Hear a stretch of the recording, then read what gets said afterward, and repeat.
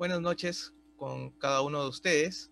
En nombre de la Academia Peruana de la Lengua, les damos la más cordial bienvenida a este evento en homenaje al Día de Ricardo Palma. Antes de iniciar, queremos saludar a quienes están siguiéndonos por la transmisión que se está realizándose aquí en Zoom y quienes nos siguen por las redes sociales, tanto en Facebook y en YouTube. Antes, pasaré a presentar a los participantes de esta noche.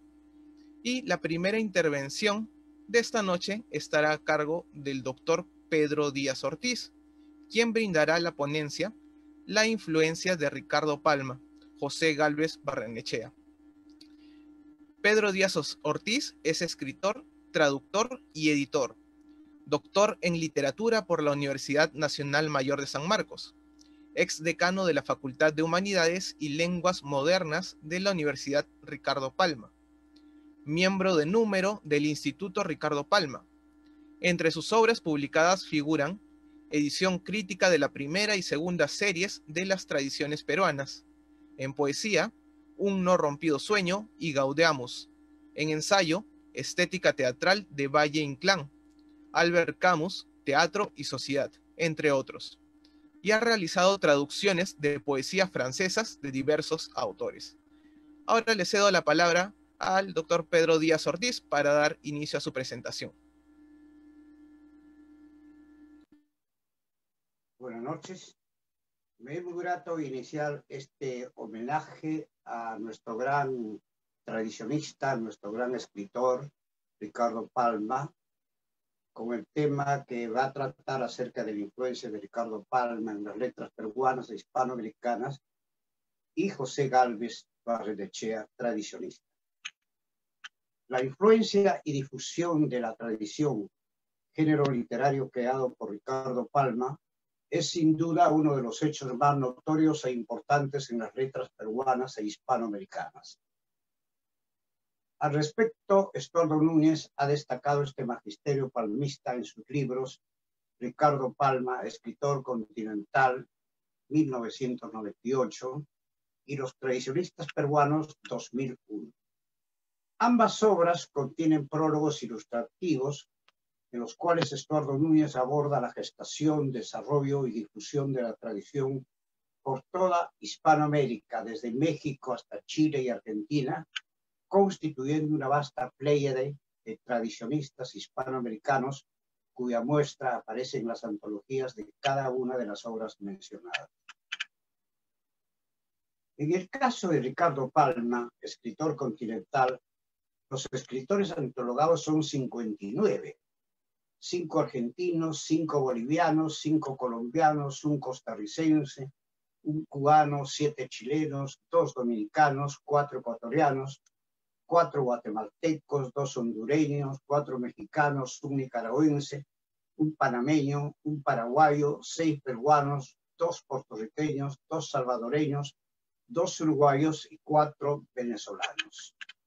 Acerca de los inicios de la tradición como género literario y de la fortuna que pronto le cupo en toda Hispanoamérica, Palma describe a sus amigos escritores de la época y estos a su vez lo reconocen como el creador señero de la tradición. Así tenemos que en carta al escritor argentino Juan María Gutiérrez, el 26 de marzo de 1872, Palma le anuncia la publicación de la primera serie de sus tradiciones. Tengo listo un libro, le dice, cuya impresión empezaré en junio. Lo componen 20 tradiciones o leyendas peruanas. Si algún mérito tiene, es el de presentar en humilde prosa acontecimientos de nuestra historia colonial.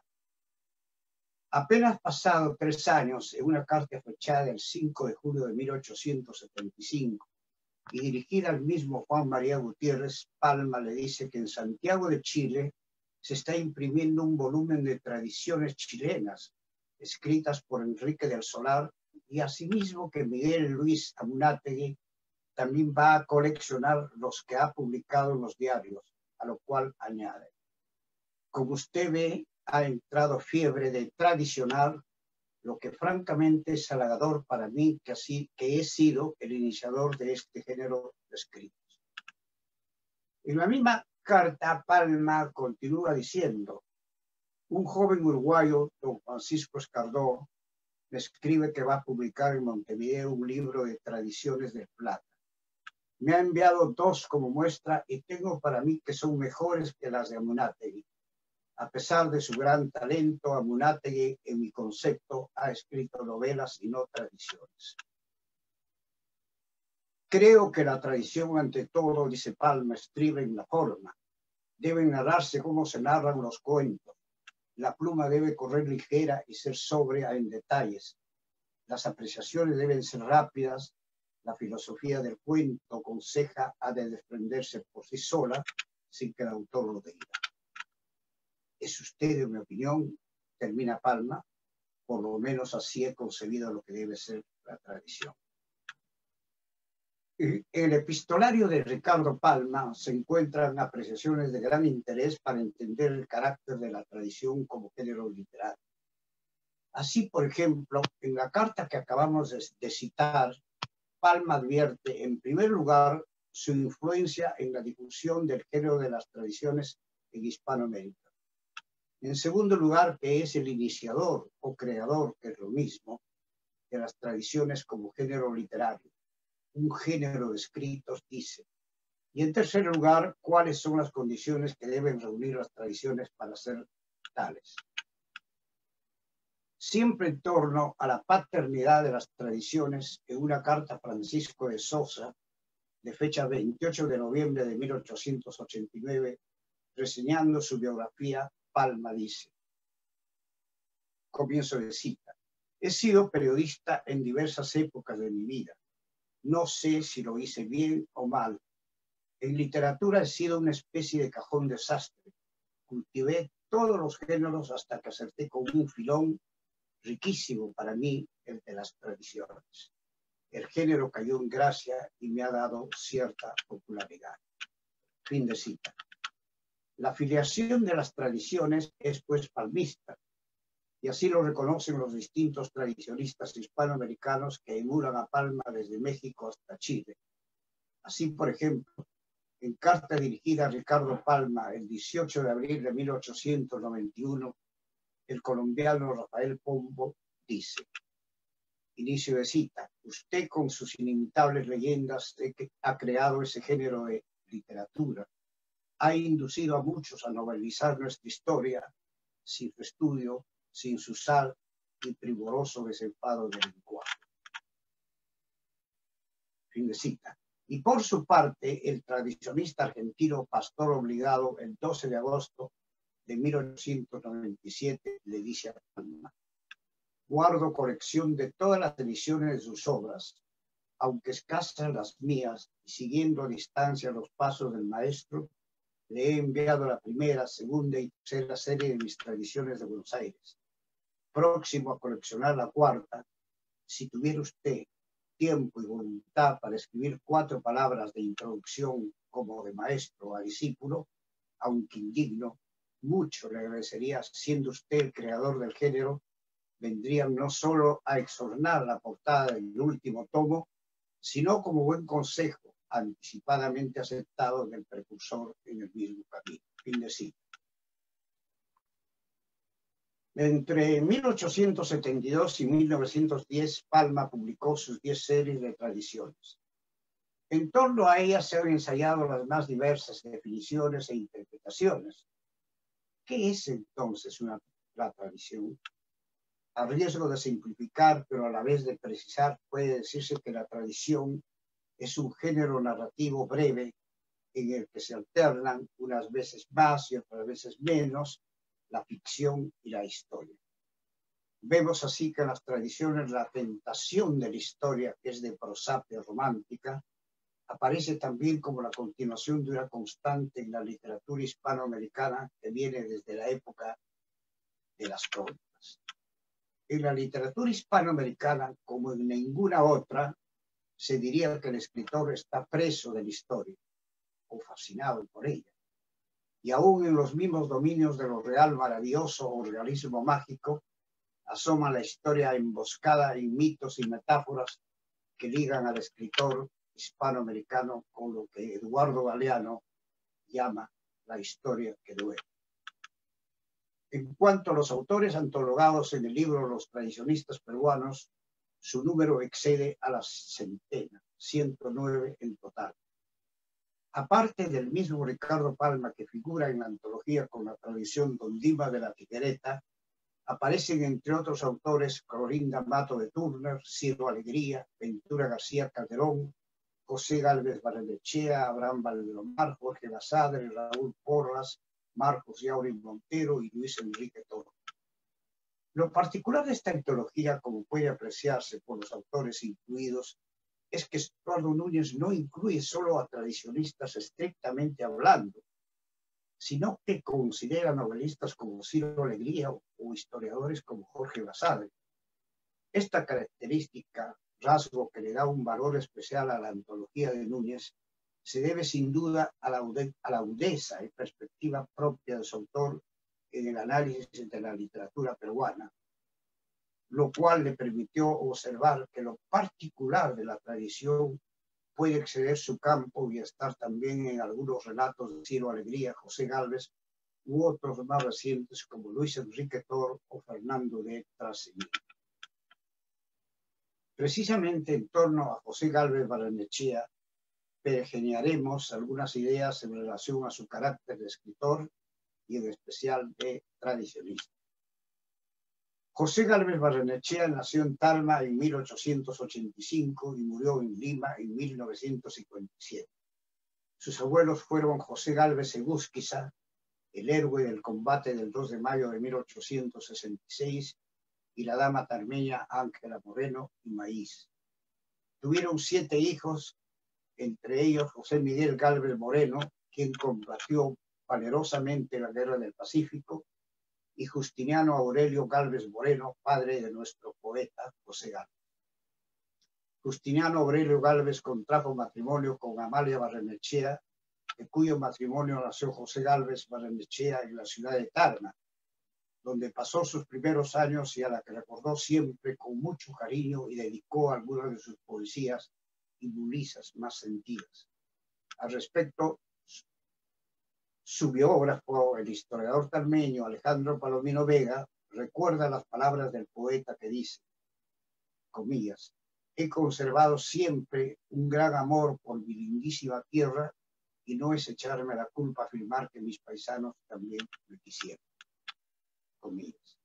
José Gálvez Barrenechea cursó sus estudios universitarios en la Universidad Nacional Mayor de San Marcos, donde se graduó de doctor en Filosofía y Letras con la tesis Posibilidad de una genuina literatura nacional, y obtuvo después el título de abogado. Comenzó a escribir desde muy joven. Inició su vida periodística en la revista Variedades, cuya dirección ejercía Clemente Palma, y más tarde, en 1912, se sumó al diario La Crónica, donde ejerció el cargo de jefe de redacción y comenzó a escribir sus crónicas de costumbres que, recibidas con gran beneplácito por el público lector de la época, fueron la base de obras como Una Lima que se va. A partir de entonces, su carrera literaria se afirmó con una obra poética intensa y también su obra cuyo leitmotiv fue siempre la Lima antañona, que aparece de un modo particular en sus libros Una Lima que se va, Estampas limeñas y Nuestra pequeña historia, en los cuales aparecen sus crónicas de costumbres, evocaciones republicanas y virreinales, tales como un relojito con historia, del que nos ocuparemos más adelante, una profecía de don Felipe Pardo completada por Monseñor Urueta, historia de una sortija, de amanuense a jefe de Estado, entre otros. En el año 1909, en los primeros Juegos Florales convocados en el Perú, José Gálvez obtuvo un doble primer premio con su Canto a España en el género épico y con Reino Interior en el género lírico. Antes, en 1908, los estudiantes de la Universidad de San Marcos lo proclamaron el poeta de la juventud. Más tarde, Ricardo Palma, en homenaje a la obra liminista de José Gálvez, le obsequió la pluma con la que había escrito sus tradiciones peruanas. Otro campo en el que Gálvez destacó con igual éxito fue en el género musical de la mulisa, en el que compuso las letras de las mulisas Aquí nacieron mi cuna y Linda Paisana, consideradas entre las más emblemáticas de la mulisa armenia. Para concluir con la obra de José Gálvez, no ya en las letras, sino en la vida política, es imprescindible destacar su valor de prócer, no solo en los altos cargos que ocupó, senador y primer vicepresidente de la República en 1945, sino también en otras actividades políticas y personales en las cuales fue siempre un ejemplo de probidad, entereza y abnegación. Entre los relatos antologados en los tradicionistas peruanos figura un relojito con historia de José Gálvez Barrenechea.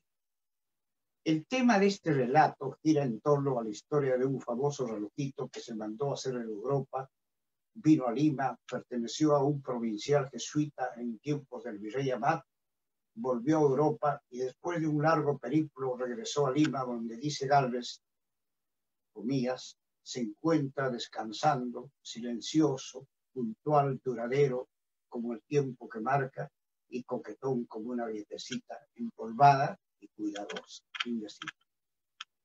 En un siglo y medio de la tradición en el Perú, prólogo de las tradiciones peruanas, Estuardo Núñez dice, comillas, en la segunda mitad del siglo XIX, Ricardo Palma irrumpió en la escena literaria hispanoamericana con un nuevo tipo de narración breve que combinaba datos sobre hechos con elementos de ficción al que llamó persistentemente tradición. Fin de cita.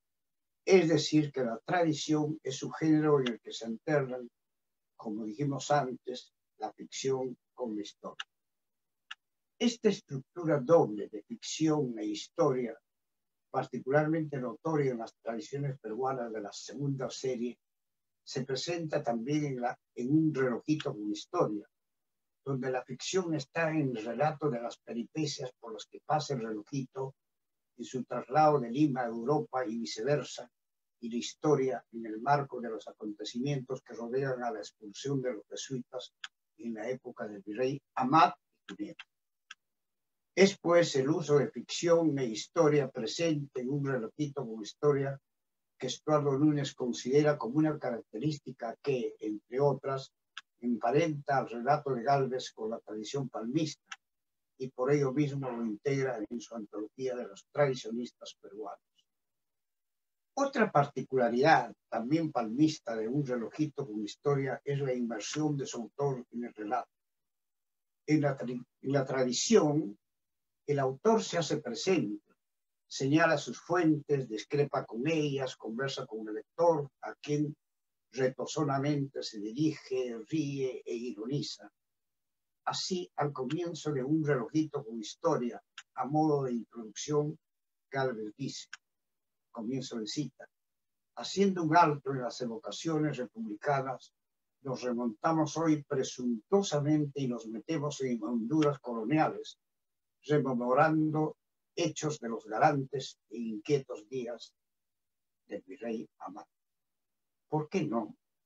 Aún subsiste la leyenda de aquel gobernante un poco duro, pero hábil y reformador, y aunque aseguran que no muy cauto en manejo de caudales, evidentemente fue uno de los mejores virreyes que tuvo el Perú.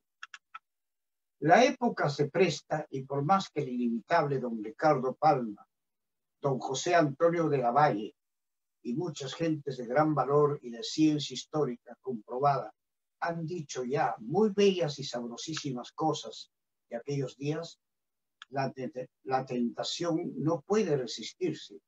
Y este sacristán era uno de los seudónimos que utilizó José Gálvez en algunas oportunidades. Y este sacristán, sin pretensiones, que ni siquiera es el Instituto Histórico, luego formó parte del Instituto Histórico, se lanza a cometer el pecado advirtiendo con valor que lo comete. Entonando el mea culpa por anticipado, pide perdón y comienza. Fin de cita.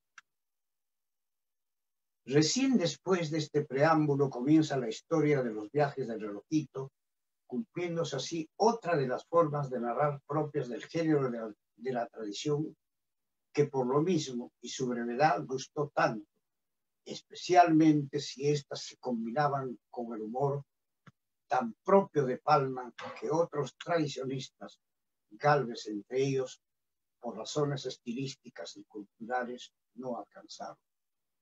Al respecto, para concluir, podemos decir que la tradición en sus diferentes manifestaciones obedece a la naturaleza de la cultura y literatura latinoamericanas, producto de la simbiosis de tres grandes aportes culturales: el precolombino, el occidental y el africano.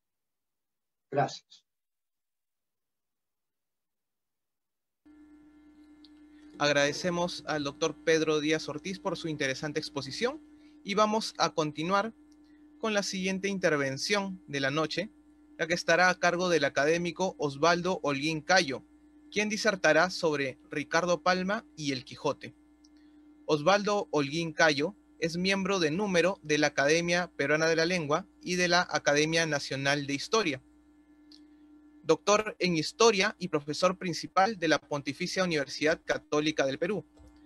Ha publicado los libros Biografía de Raúl Porras Barrenechea, Ricardo Palma, en el año 1987, Tiempos de Infancia y Bohemia, Ricardo Palma, en el año 1994, Páginas sobre Ricardo Palma, en el año 2001, Poder, Corrupción y Tortura en el Perú de Felipe II, en el año 2002, y Cafés y Fondas en Lima Ilustrada y Romántica, del año 2013.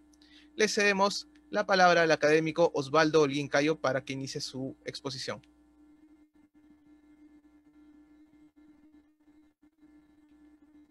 Su micro, por favor. ¿Podría encender su micro?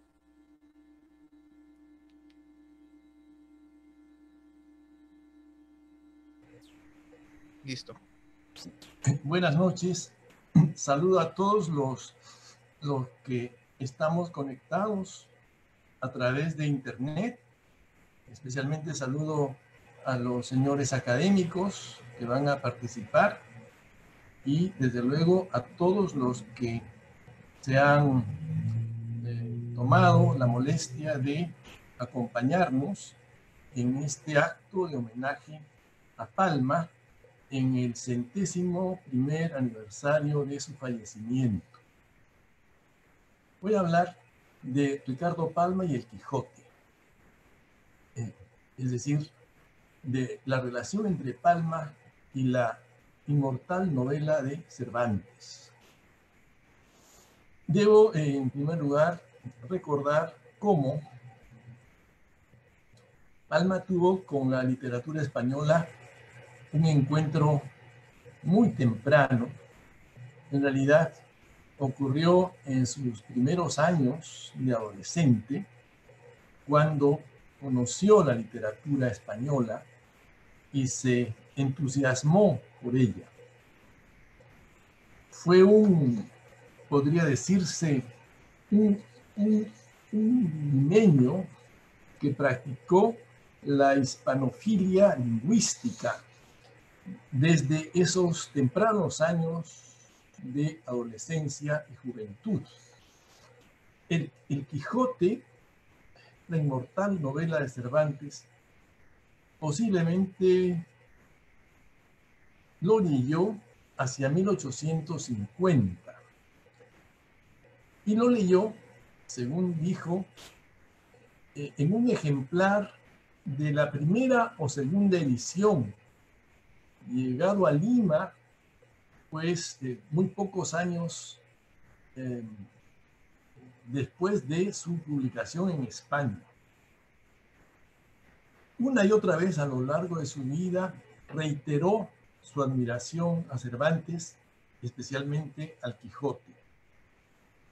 Entonces, cuando llegó el año 1905 y él tenía 72 años, estaba ya bastante cansado y había decidido no escribir, retirarse de la redacción y de la composición literarias. Pero ese año se cumplía el 4º centenario de la publicación de la primera parte del Quijote y se hacían planes en diversos lugares para recordar una fecha tan importante. Cuenta Palma que recibió un requerimiento de parte de una infanta española, doña Paz de Borbón, que se había propuesto escribir una obra acerca de la llegada del Quijote a las colonias de España en América. Y que con tal motivo se puso a investigar, rompiendo la promesa que había hecho de no tomar la pluma por el cansancio físico e intelectual que sufría. Envió los datos que pudo descubrir a la citada infanta y se animó a escribir un artículo sobre la materia, artículo que tituló Sobre el Quijote en América y que salió publicado en 1906 en el Ateneo, una revista literaria limeña, la más importante de todas, órgano del Ateneo, institución cultural, literaria, de pensamiento y de diversas iniciativas de carácter cultural en Lima de aquel tiempo. Palma, pues, se avino a publicar un artículo que no fue una tradición, que distó mucho de ser una tradición. Sin embargo, lamentablemente, en relación a la obra de Palma, a sus numerosas tradiciones, existe la tendencia a considerar tradiciones obras de Palma que no lo son. Sobre el Quijote en América no es pues una tradición, como han creído equivocadamente sus críticos literarios. Para hacerlo le faltan estilo, forma, argumento, intención, humor, etc. Palma no lo consideró tradición, lo llamó artículo, en la liminar justificación sin título que solo apareció en sus primeras ediciones en publicaciones periódicas de Lima y Barcelona.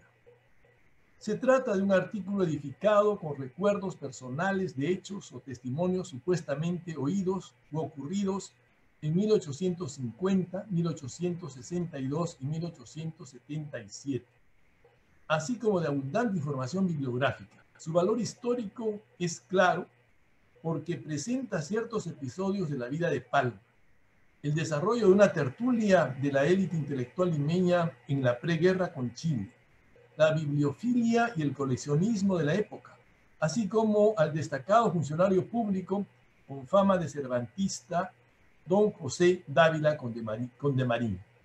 Pudo haber sido una de sus reminiscencias plasmadas desde los años 1890, como lo fueron el baile de la Victoria, la historia del Perú por el padre Urías y Entre Garibaldi y yo. Relatos que también contienen páginas autobiográficas, aunque en mayor medida, en los cuales Palma se valió predominantemente de la memoria al faltarle genio y fuerzas para sumergirse, como antes lo había hecho, en los documentos coloniales en busca de argumentos tradicionales. Debo, aprovechando esta oportunidad, insistir en la necesidad de llamar tradiciones a los relatos palminos que son eso, que son estrictamente tradiciones, y de no extender esta calificación a relatos que distan mucho de la forma, del estilo, del espíritu de las tradiciones propiamente dichas. Esa confusión pues ya debe cesar. Es indispensable que cese, dado que en los últimos años, gracias a la Universidad Ricardo Palma, gracias al Instituto Ricardo Palma de la mencionada universidad, pues los estudios palmistas se han multiplicado. Hacia 1877 funcionaba en la dirección de la Biblioteca Nacional, a cargo del coronel Manuel de Odriozola, una tertulia a la cual acudían los principales hombres de letras interesados en la historia que vivían en Lima. Uno de los asistentes era don José Dávila Condemarín, trujillano nacido en 1799. Larga había sido la trayectoria de Dávila Condemarín. Había sido oficial del Ejército Patriota en tiempos de San Martín. Había estado en el Congreso.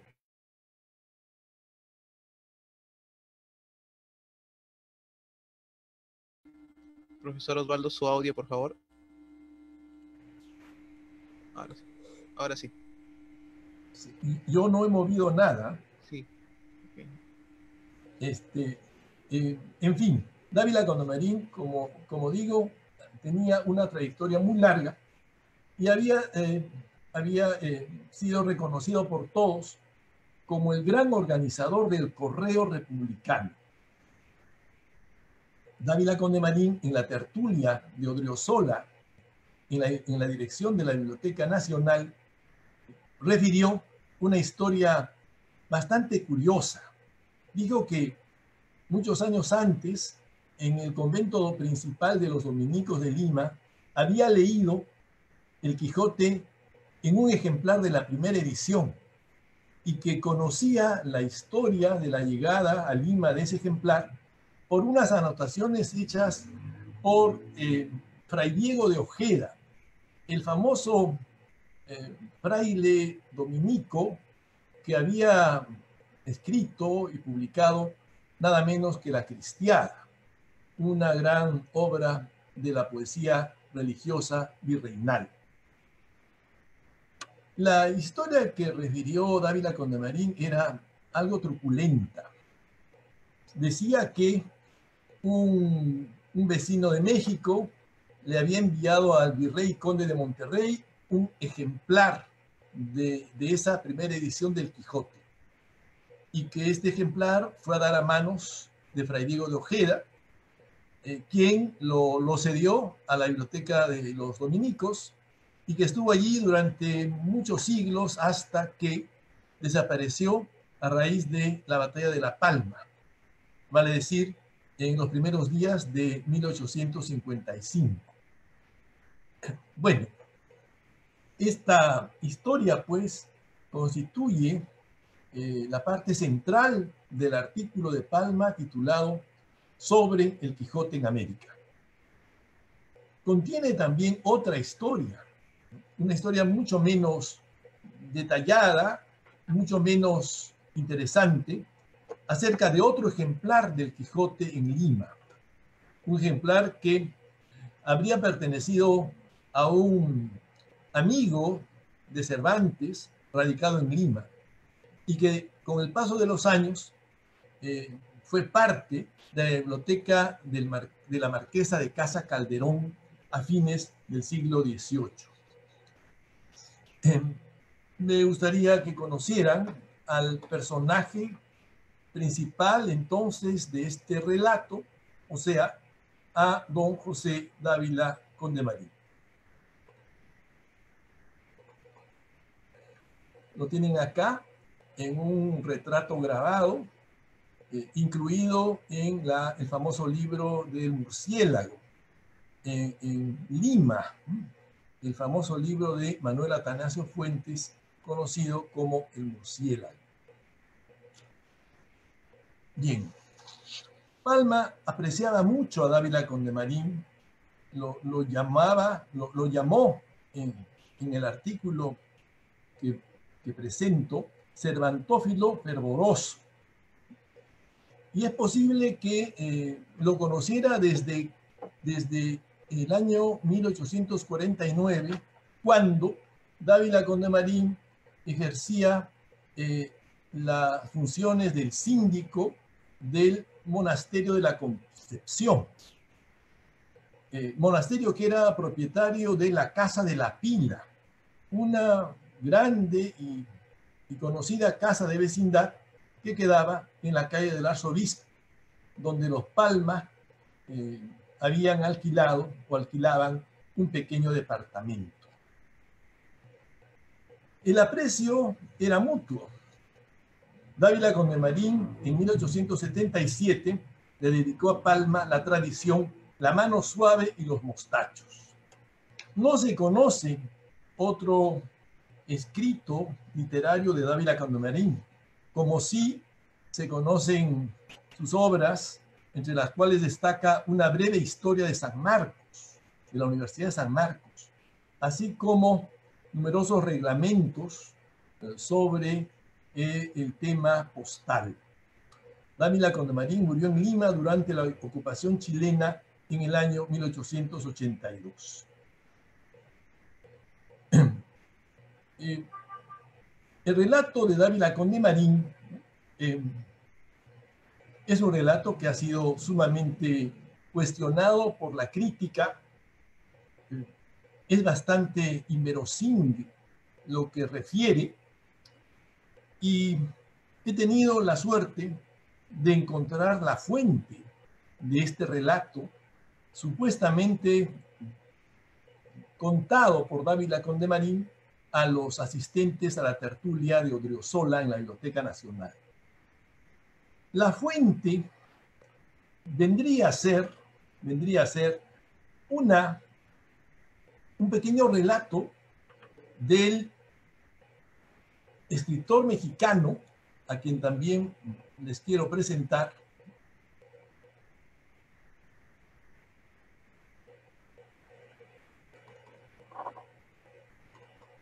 Luis González Obregón, amigo de Palma, notable erudito, historiador, bibliófilo, etcétera, etcétera, mexicano, que vivió entre los siglos XIX y XX. Luis González Obregón escribió una pequeña tradición sobre el Quijote, en la cual refería a él cómo un virrey de Nueva España, o sea, de México, recibió en préstamo de un oidor uno de los escasos ejemplares de Don Quijote que llegaron a México.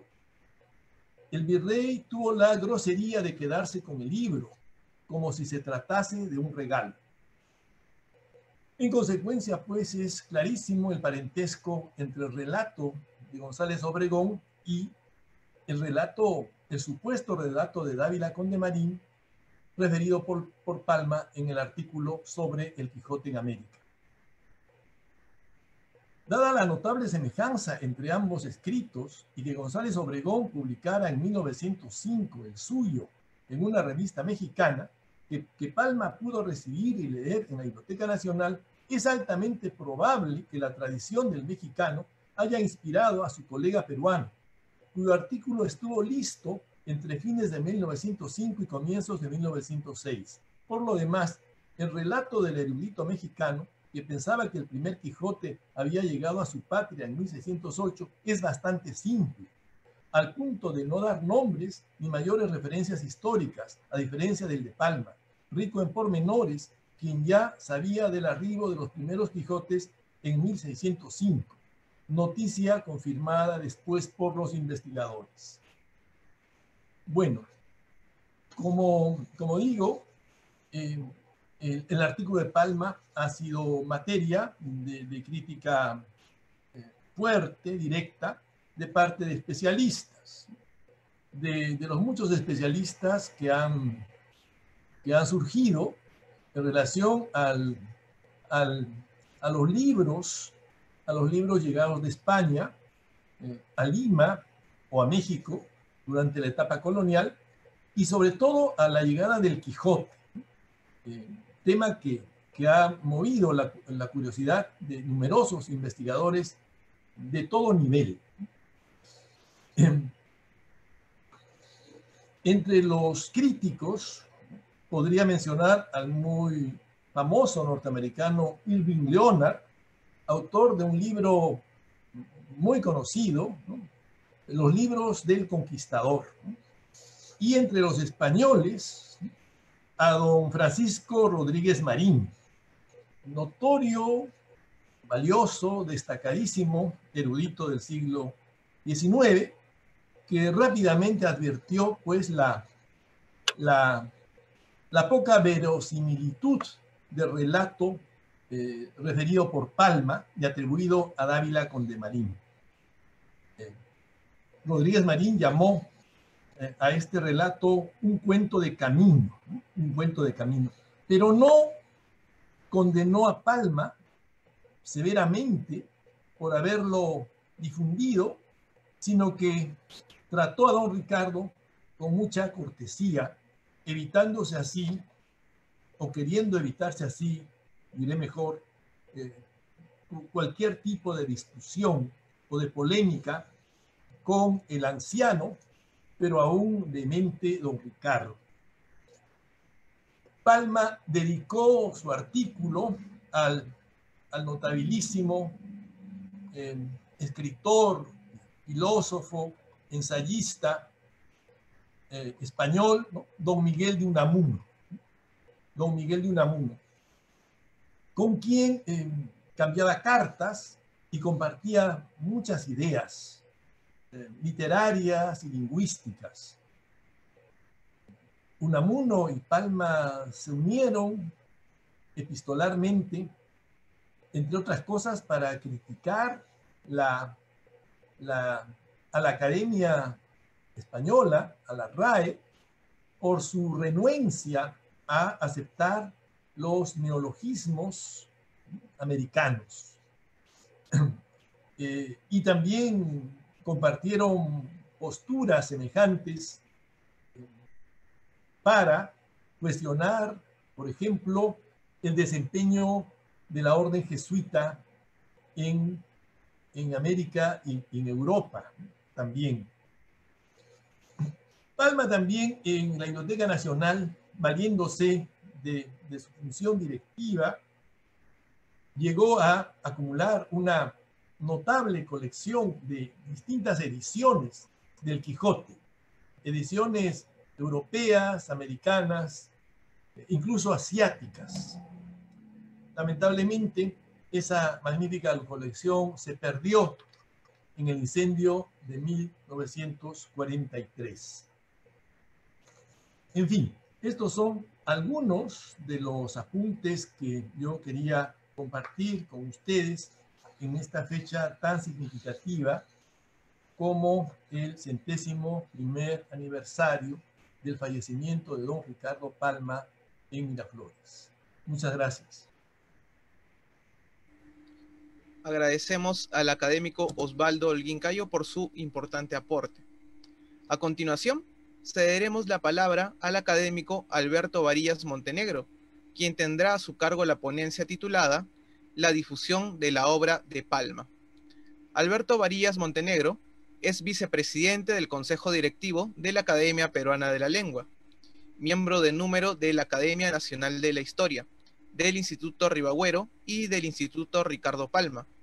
Ha compartido durante largos años labores administrativas con la docencia en la Universidad Católica del Perú. Entre sus publicaciones destacan La literatura peruana del siglo XIX, Periodificación y caracterización, las biografías de Pardo y de Segura y la más completa biografía de Felipe Pardo y Aliaga. Le cedemos la palabra al doctor Alberto Varillas. Muy buenas noches. ¿Está bien el sonido? Sí, lo escuchamos bien. Ya, perfecto. Muy buenas noches.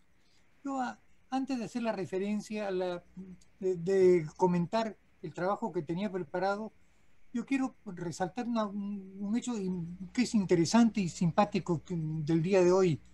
Y es, el día de hoy se ha reabierto, totalmente restablecida, el local de la Casa Museo Ricardo Palma en Miraflores, que fue el lugar en el cual Palma pasó sus últimos días hasta su fallecimiento en 1919. Y curiosamente, la vocación por Palma, por parte del alcalde, el doctor Luis Molina, ha determinado que en la mañana se haya inaugurado una exposición de fotografías ampliadas sobre Palma en el Parque de Miraflores. De manera que creo que podemos estar satisfechos del reconocimiento que la Municipalidad de Miraflores le da a uno de sus vecinos más conspicuos.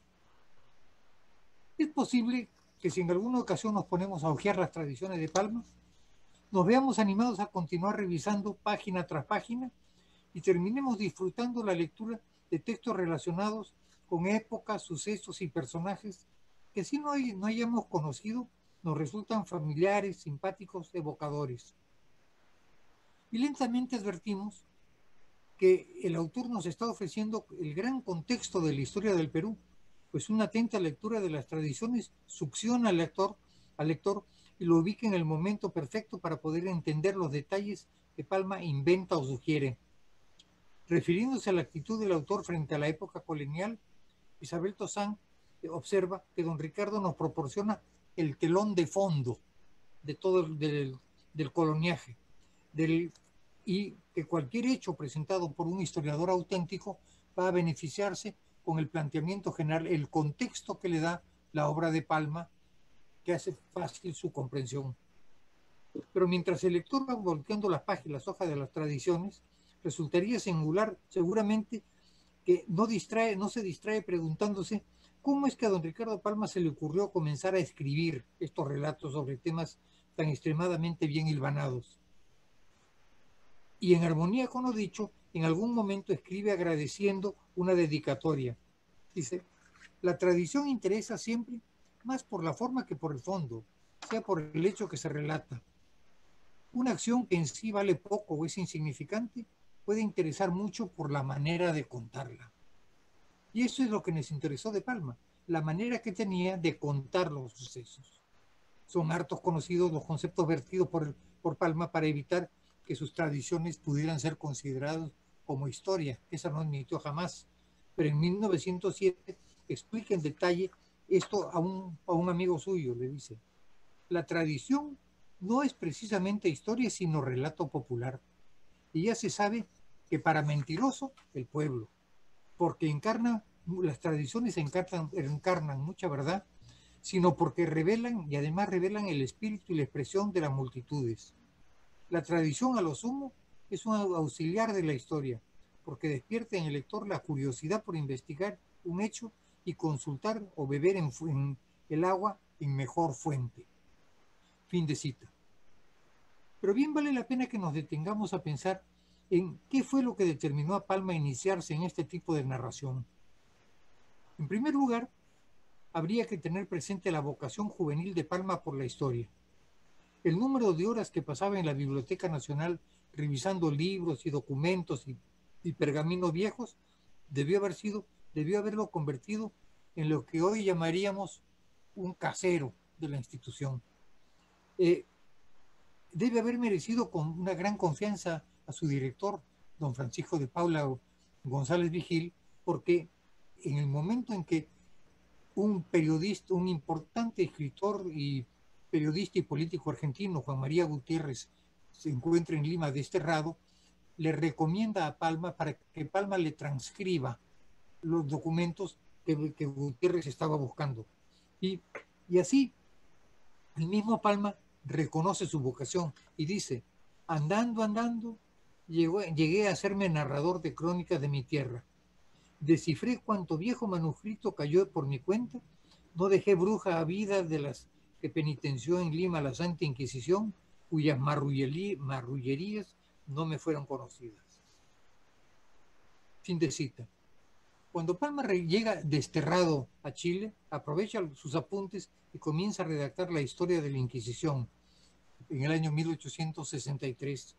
15 años después publica su artículo sobre Monteagudo y Sánchez Carrión en 1877, lo que le valió una tremenda polémica continental.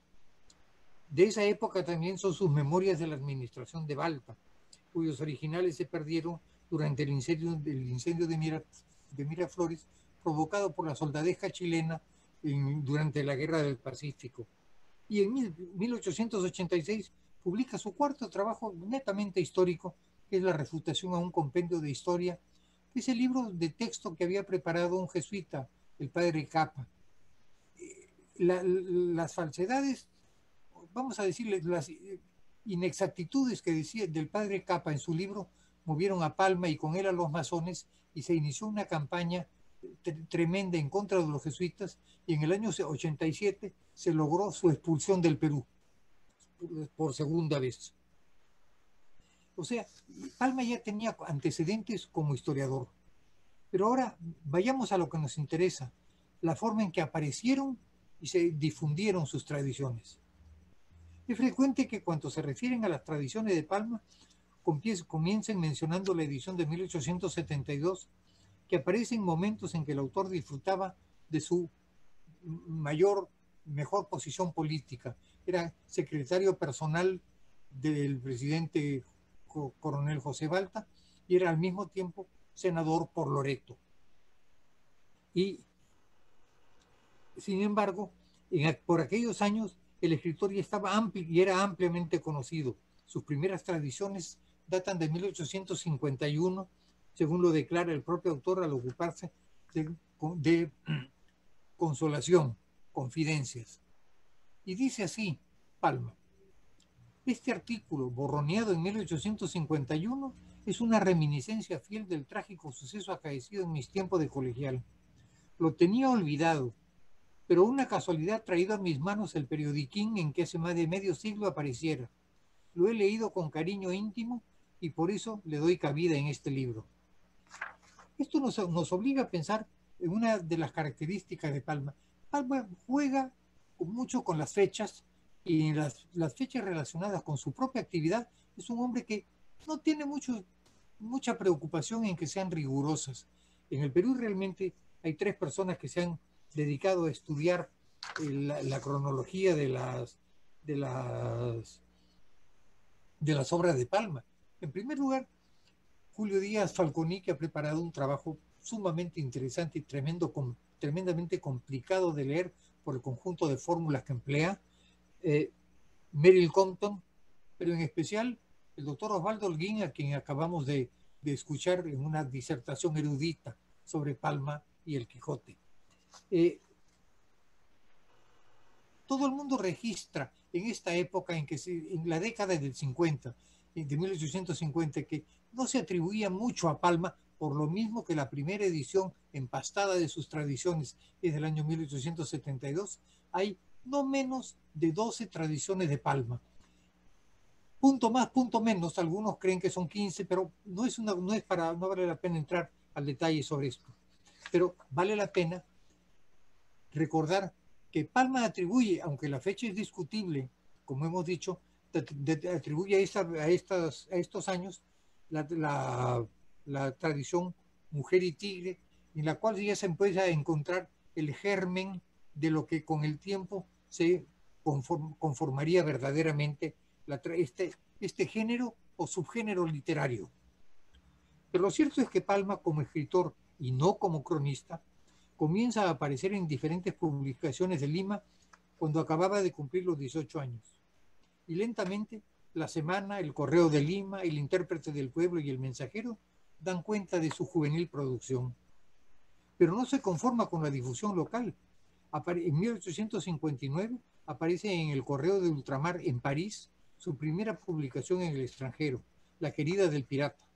Y debe haber tenido éxito porque por las revistas de otros países comienzan a registrar sus tradiciones.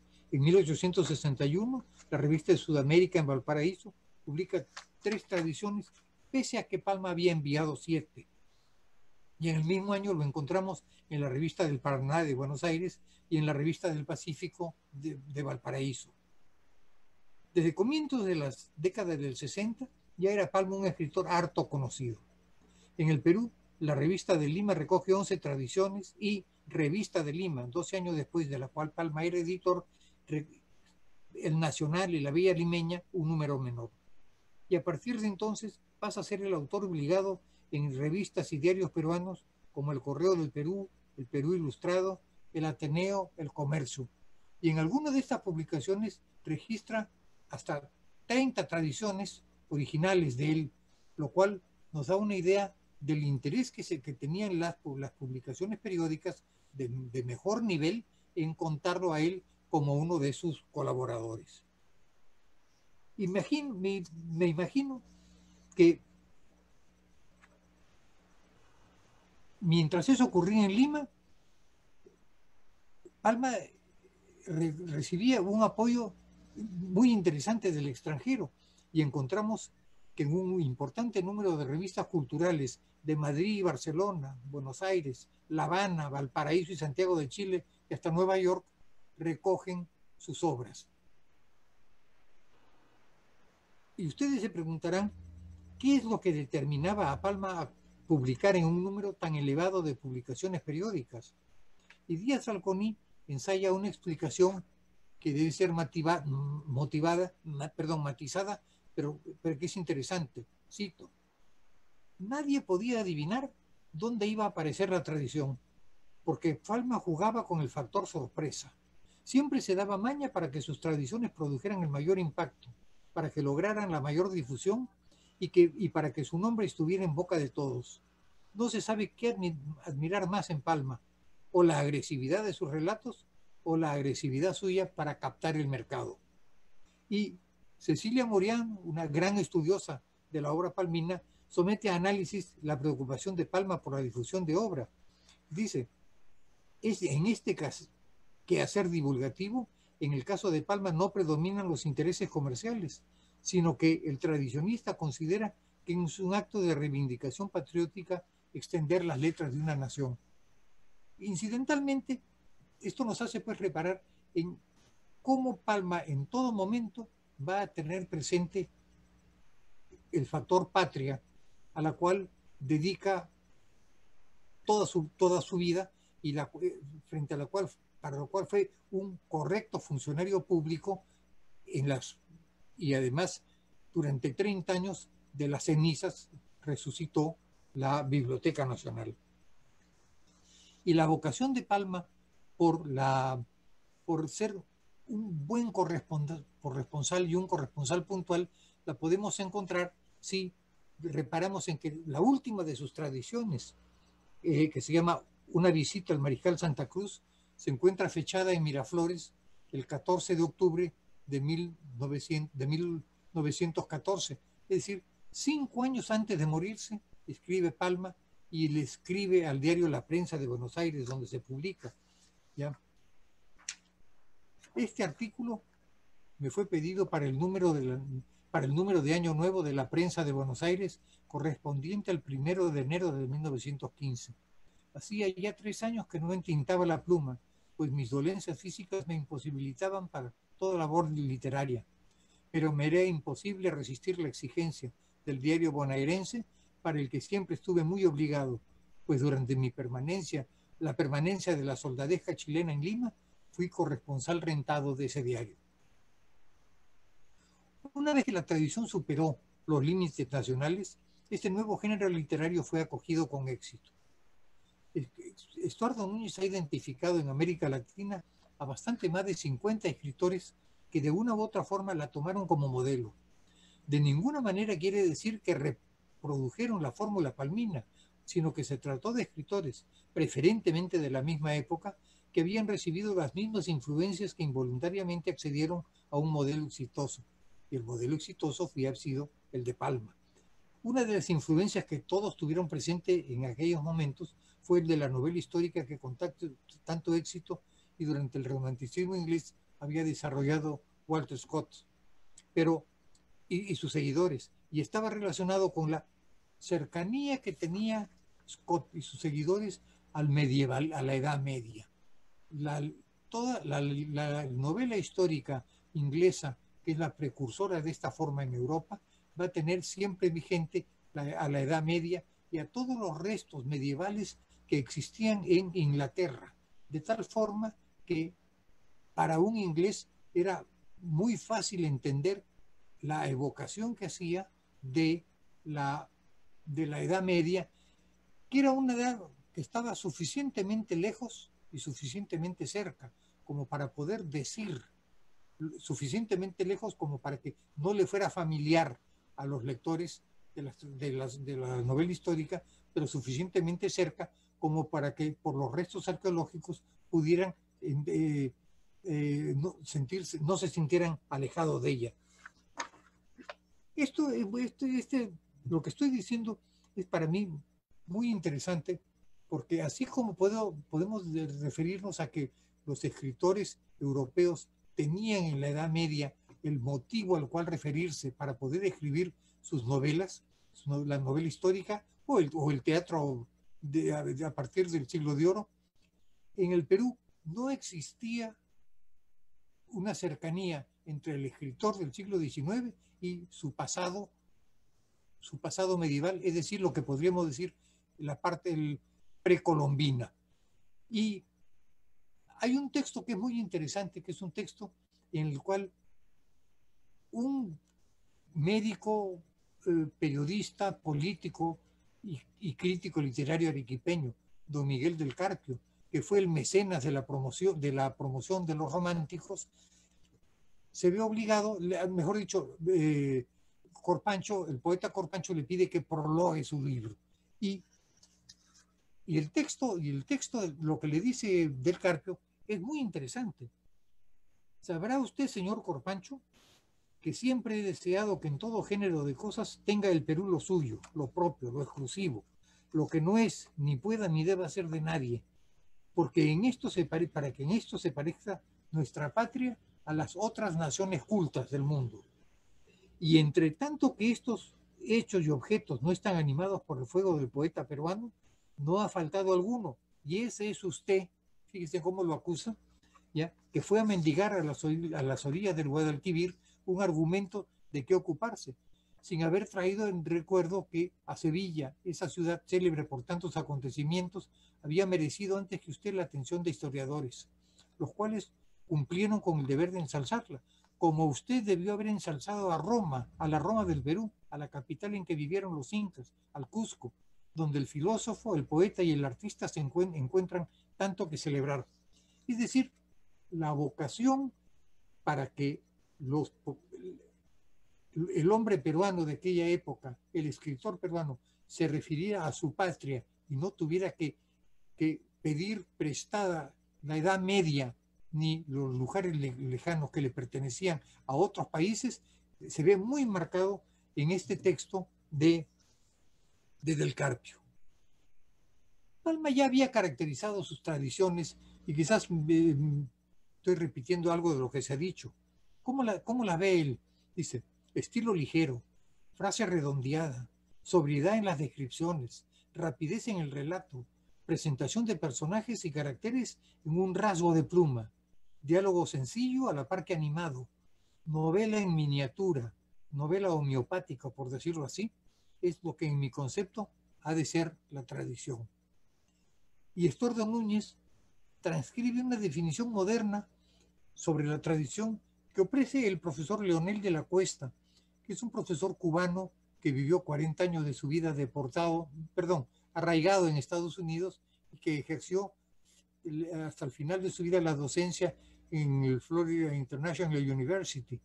¿Y cómo define en términos del año ya 1960 la definición de la Cuesta? Dice, se entiende por tradición una narración en prosa, normalmente en tono regocijado y hasta humorístico, en que se mezclan lo histórico y lo anecdótico con lo puramente imaginativo, resultando a veces difícil discernir lo uno de lo otro. Y a estas consideraciones, porque no quiero llamar definición a la anterior, a estas consideraciones sean las que más se acercan a las de la doctora Isabel Tozán, a quien he mencionado anteriormente, quien dice que, cito, a nuestro juicio, La tradición palmista es indefinible como género. Lo que la define es justamente la indeterminación o mezcla de rasgos característicos de distintos géneros. Es ineludible el vínculo con la historia del Perú, elemento en que coinciden sus seguidores, aunque sin dedicar el mismo cuidado al marco histórico que había tenido Palma. Pero nunca parece la tradición limitada a la evocación histórica. Se relacionan con ellas la comicidad de una situación o el drama de una vida o la ingeniosidad de un chiste. Y por eso la doctora Tauzán concluye resaltando las tres características de la tradición: la heterogeneidad, que es lo que acabamos de ver, la brevedad y el ingenio. Y concluye un libro suyo repitiendo un texto del propio tradicionista: una tradición no es un trabajo ligero, sino es una obra de arte. Tengo paciencia de benedictino para limar y pulir la frase. Es la forma más que el fondo lo que las ha hecho tan populares. Estuardo Núñez ha estudiado la forma en que la tradición se difundió en el Perú y recoge los nombres de, aparte de Palma, 5 candidatos a ser tradicionistas. José Antonio de la Valle, que precisamente es contemporáneo de Palma, del mismo año; Clorinda Mato de Turner, nacida en el 52; el cajamarquino Aníbal Gálvez, del 65; Ventura García Calderón, del 86; y el periodista Carlos Camina Calderón, del 84. Sin entrar a discutir la calidad literaria de los escritores, destaca a Clorinda Mato por los 2 tomos de sus tradiciones cusqueñas, escritas antes de sus novelas; a Gálvez por sus cosas de antaño, y a Camino por sus tradiciones de Piura y de Trujillo, pero no enfatiza tanto el carácter de tradicionista de García Calderón, cuyos años en el Perú vividos en el Perú fueron pocos, radicó la mayor parte del tiempo en el extranjero, y a quien atribuye un carácter conservador. Y en ese caso dice, es preferible tener presente, uno debe tener presente una opinión de José Carlos Mariátegui, que dice: las tradiciones de Palma tienen, política y socialmente, una afiliación democrática. Su burla roe risueñamente el prestigio del virreinato y de la aristocracia. En toda la obra de Palma, lo que vemos nosotros es el triunfo del liberal sobre el conservador. La autoridad difícilmente tiene un triunfo mediano, y Palma se siente, como liberal que fue, y como liberal desde sus primeros años de vida pública, el triunfo de, mejor dicho, no le interesa tanto el triunfo de los liberales cuanto la derrota de la autoridad. Hace 100 años, Ribagüero observaba que el número de seguidores de Palma fuera tan limitado cuando las tradiciones peruanas se habían difundido con tanto éxito en el Perú. Y es verdad, las tradiciones fueron el primer texto de propósito literario que se difundió internacionalmente de una manera ilimitada. Y, sin embargo, los posibles imitadores trataron de hacerlo revisando papeles viejos, pudieron quizás haber encontrado los temas para desarrollar. Pudieron haber identificado el chiste ingenioso o la situación cómica, y con breve prosa preparar una tradición.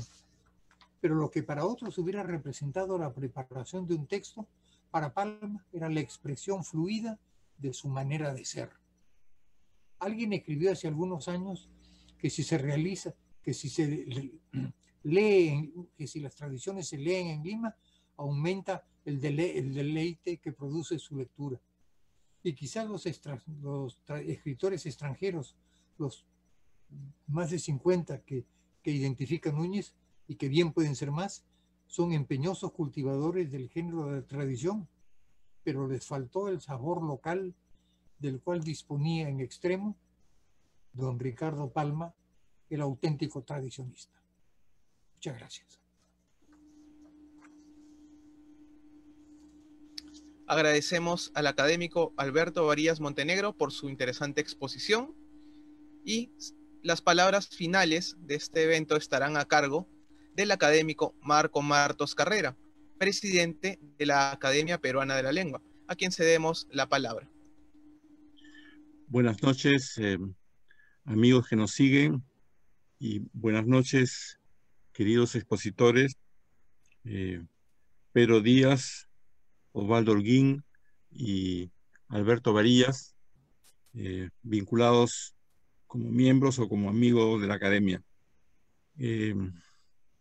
Estoy muy satisfecho y creo expresar al conjunto de académicos por estas impecables presentaciones que ahondan en el estudio de la obra de Ricardo Palma, en un día muy especial, pues hace 101 años que él falleció, y la estela que ha dejado en nuestros corazones y en el corazón de todos los peruanos es imperecedera, de tal manera que todo lo que averigüemos sobre Palma será grato y seguramente va a contribuir cada vez más a hacer de su obra algo permanente en todos los peruanos. Es realmente uno de los escritores que podemos exhibir como, digamos, una cumbre en todo el desarrollo de la literatura peruana. Y podríamos empezar con Garcilaso, seguir con él, y luego, digamos, para escoger dos o tres, ya en el siglo XX, serían pues José María Arguedas, César Vallejo y Mario Vargas Llosa. Y también, sin duda, una mujer como Blanca Varela. Son unos cuantos de los autores de gran importancia que podemos exhibir ante el mundo como notables. Y en el caso de Palma, como ya se ha dicho otras veces, es también su conducta cívica, su carácter de peruano, que extiende, digamos, su voluntad literaria de expresarnos lo mejor posible como colectivo a su actividad distinta como senador de la República, como bibliotecario, como fundador de la Academia Peruana, y también, curiosamente, el que le ayudó a resurgir también en un momento difícil, en 1917, cuando ya era, digamos, un hombre que estaba en plena senectud, pero aún así tuvo fuerzas para, digamos, reabrir la Academia Peruana con los brillos que ya sabemos. Y al mismo tiempo es la figura más caracterizada en toda la historia peruana de defensa del modo de hablar de los peruanos, el idioma castellano. Y eso es algo que no lo olvidamos jamás. Muchísimas gracias, amigos expositores. Muchísimas gracias, amigos que nos han escuchado en forma silenciosa y aplaudible esta noche. El espíritu de Palma nosotros y vivirá por mucho tiempo en otras generaciones. Hasta pronto. Agradecemos a cada uno de los participantes, de los expositores, los académicos que han estado aquí participando, y agradecemos al público que ha estado siguiendo este evento por las redes sociales y por la plataforma de Zoom, y los invitamos a que puedan revisar la página web de la Academia Peruana de la Lengua, así como las redes sociales, para seguir accediendo a los eventos que realizamos. Muchas gracias a cada uno de ustedes y buenas noches con todos.